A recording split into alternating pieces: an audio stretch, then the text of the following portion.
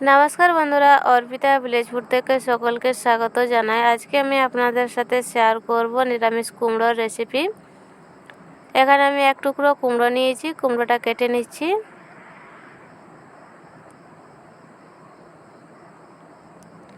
কুমড়োটা 4 ভাগ করে কেটে নিয়েছি। কুমড়োর খোসাটা হালকা হালকা করে ছাড়িয়ে নিচ্ছি।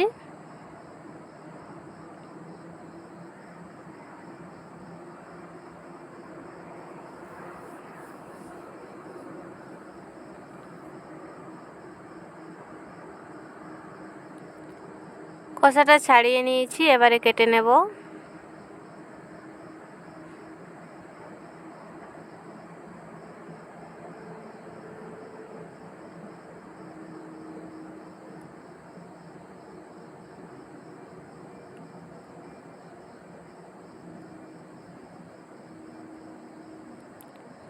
কুমড়া কাটা হয়ে গেছে, আর এই দেখুন পিস পিস করে কেটে নিয়েছি। কুমড়াটা ধুয়ে নেব। কুমড়াটা ধুয়ে নিয়েছি। কড়াই গরম হয়ে গেছে, দিয়ে দিচ্ছি তেল। তেল গরম হয়ে গেছে, দিয়ে দিচ্ছি 5 ফোড়ন।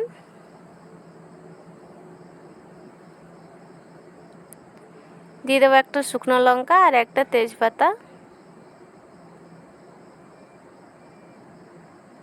ফোড়নটা ভেজে নেব।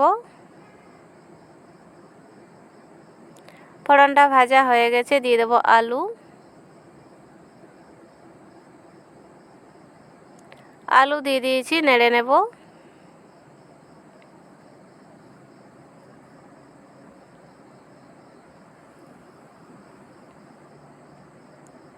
দিয়ে দেবো নুন।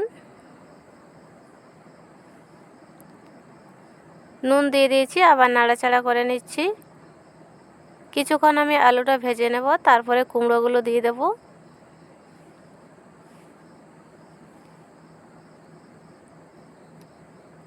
এবারে কুমড়োগুলো দিয়ে দিচ্ছি। কুমড়ো আর আলু একসঙ্গে ভেজে নেব।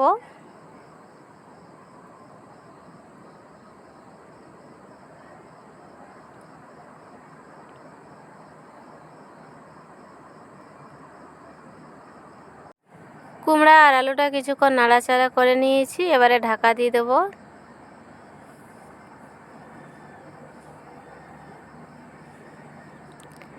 ঢাকাটা সরিয়ে দিচ্ছি, আবার নাড়াচাড়া করে নিচ্ছি।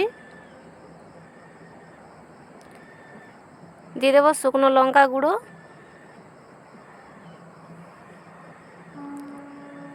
দিয়ে দেবো হলুদের গুঁড়ো।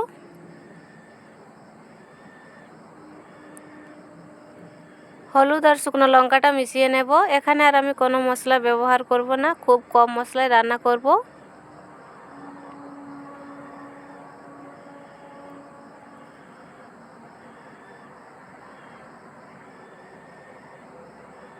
মশলাটা দিয়ে কুমড়ো আলুটাকে কষে নিয়েছি, জল দিয়ে দেব।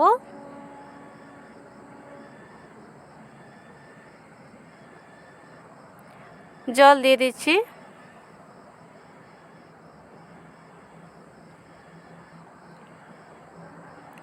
5 মিনিটের মতো ঢাকা দিয়ে দেব, তাহলে কুমড়ো আর আলুটা ভালোভাবে সেদ্ধ হয়ে যাবে। ঢাকা দিয়ে দিচ্ছি। ঢাকাটা সরিয়ে নিচ্ছি। এই দেখুন জলটা প্রায় শুকিয়ে গেছে, আর কুমড়ো আলুটা ভালোভাবে সেদ্ধ হয়ে গেছে। এই রান্নাটা বেশি ঝোল ঝোল করব না, একদম মাখা মাখা করব। দিয়ে দিচ্ছি 2টি কাঁচা লঙ্কা চেরা, আর দিয়ে দিচ্ছি ভাজা মশলা 2 চামচ।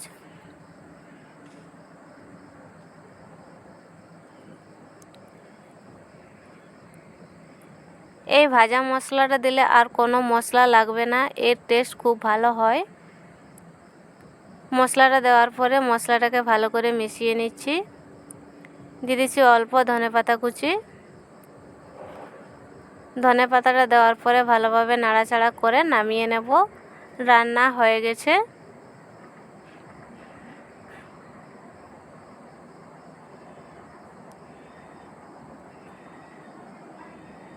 ঢেলে নিয়েছি।